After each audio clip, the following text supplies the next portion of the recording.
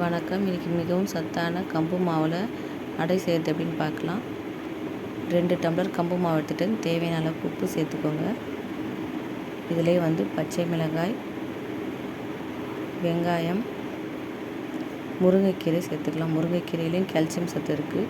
உங்களுக்கு தேங்காய் வேணுனாலும் தேங்காவை பல்லாக சின்ன சின்னதாக கட் பண்ணி போட்டு சேர்த்து நல்லா பிசைஞ்சிக்கலாம். நம்ம கேழ்வரகு மாவில் எப்படி அடை செய்கிறோமோ அதே போல் தான் ரொம்ப டேஸ்ட்டாக இருக்கும் இந்த கம்பு மாவில் அடை. சின்ன பசங்க கூட விரும்பி சாப்பிடுவாங்க. சின்னவங்கலேருந்து பெரியவங்க வரைக்கும் ரொம்ப சத்தான அடை இது. வாரத்தில் ஒரு டைம் செஞ்சுட்டு வரும்போது கம்பு மாவில் இருக்க சத்தெல்லாம் நமக்கு கிடைக்கும். சப்பாத்தி மாவு பதத்துக்கு பிசைஞ்சிட்டு சின்ன சின்ன உருண்டையாக எடுத்து வெள்ளை துணியை தண்ணியில் நனைச்சிக்கிட்டு உருண்டைகளை நல்லா மெலிசாக தட்டி எடுத்துக்கலாம். ஸ்டவ் ஆன் பண்ணி தோசைக்கல் வச்சுட்டு தோசைக்கல் சூடாகட்டும். நம்ம மெலிசாக தட்டிக்கிட்டு இந்த கம்பு மாவு உருண்டையை